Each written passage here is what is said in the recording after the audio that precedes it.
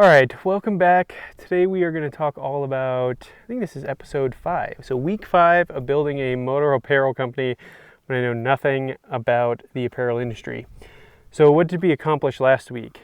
Last week I talked a lot about the idea of kind of the cost of actually building your own apparel, what it means to be an apparel company versus like a t-shirt company. And thanks to a lot of the feedback on the other video talking about how I should work with the local guy because it does build stronger community.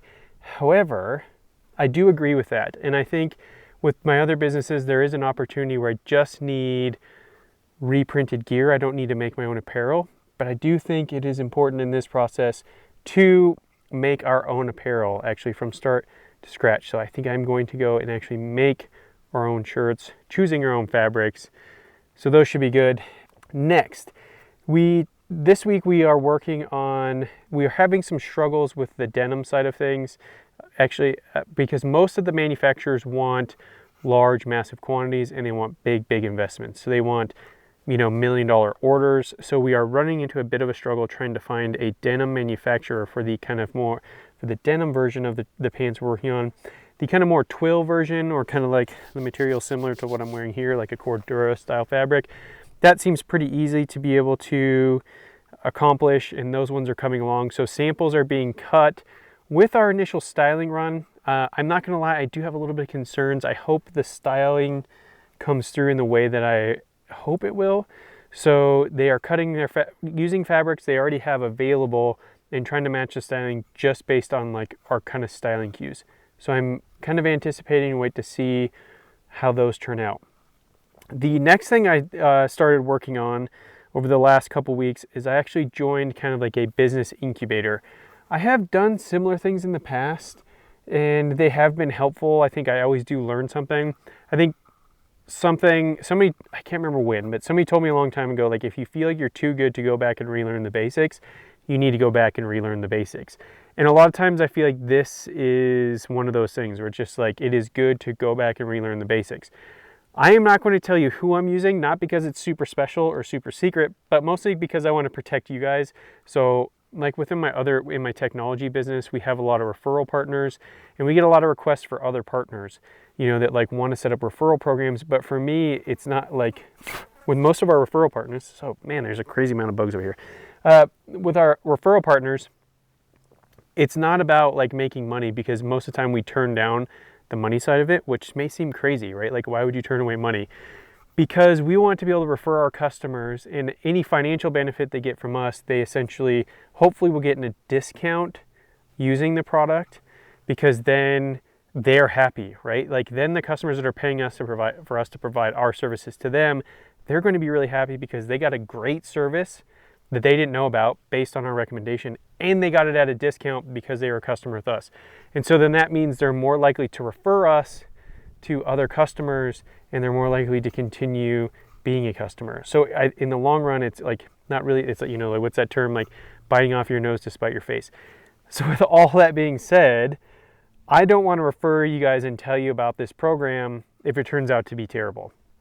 If it's terrible, then I would feel awful that you spent your hard-earned money on it, and I would rather wait and get through it and say, yes, I actually found it to be valuable, and then I'm happy to recommend it. So that's a really long-winded version of saying, like, I'm kind of vetting it first. If it's good, then I'll tell you guys later. If you're interested and you have your own business ideas and you want kind of a structured program to follow to help bring it to life, I'm happy to tell you what that is. So with that being said, the first 2 weeks, it is really all about creating initial goals. Like how big can you dream? One thing that is unique about this is it's like, if you're dreaming here, you should probably dream bigger. I have heard that a lot actually in a lot of these things, where it's like a lot of times we set our standards too low. So it's nice to essentially push myself, right? Because with my other business, if I would have told myself like, hey, in X number of years, you'll be doing this amount of revenue, have this many employees, this many customers, I've been like, awesome, cool. But now I'm like, okay, I achieved that. Like it is actually possible.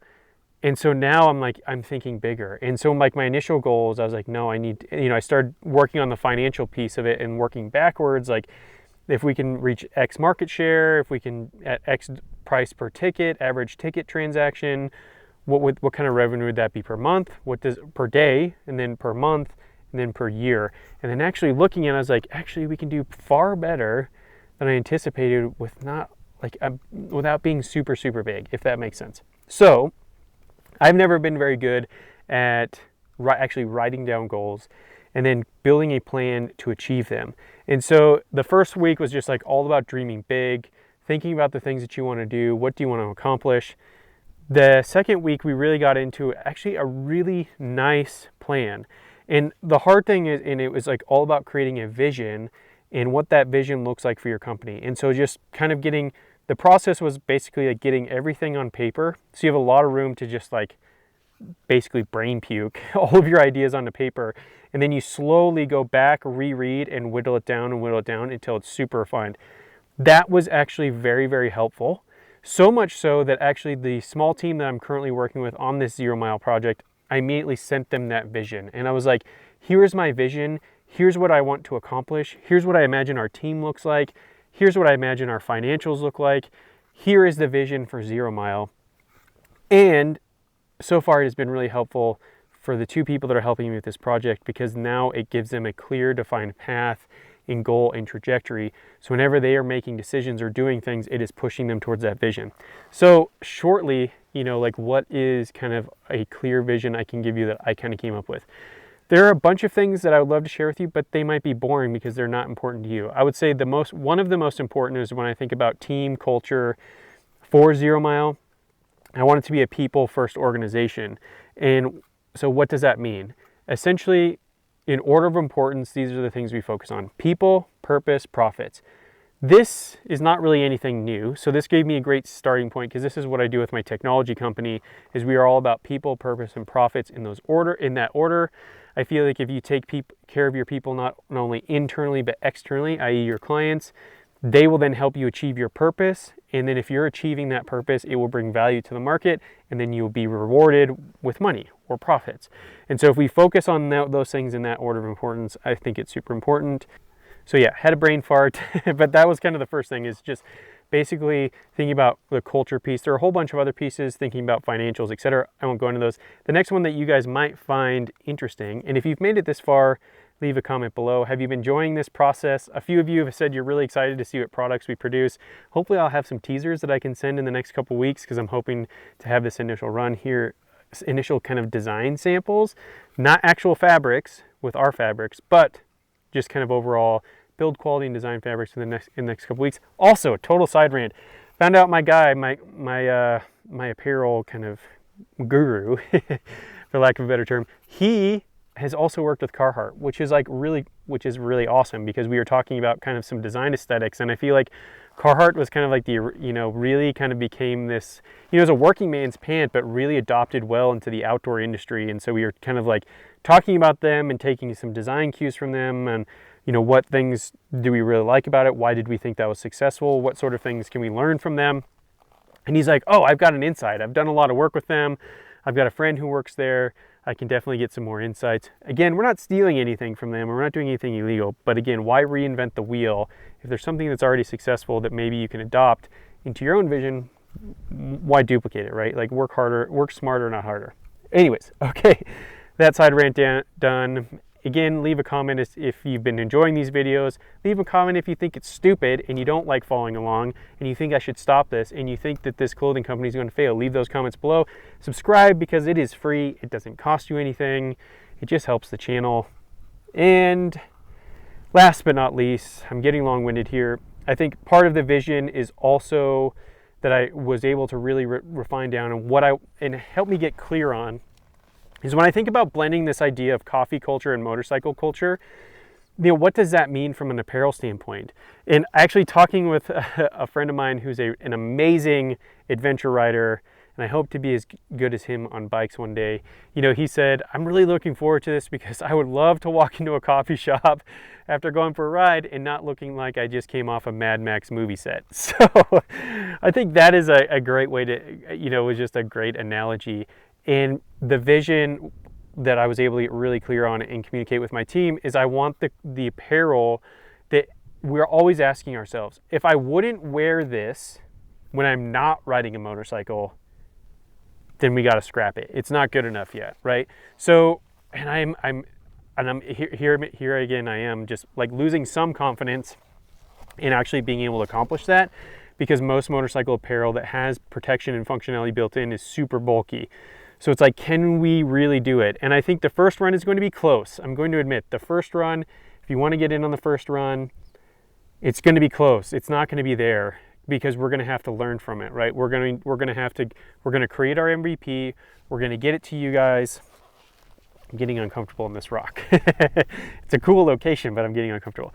But it's not going to be perfect, and I have to be okay with that.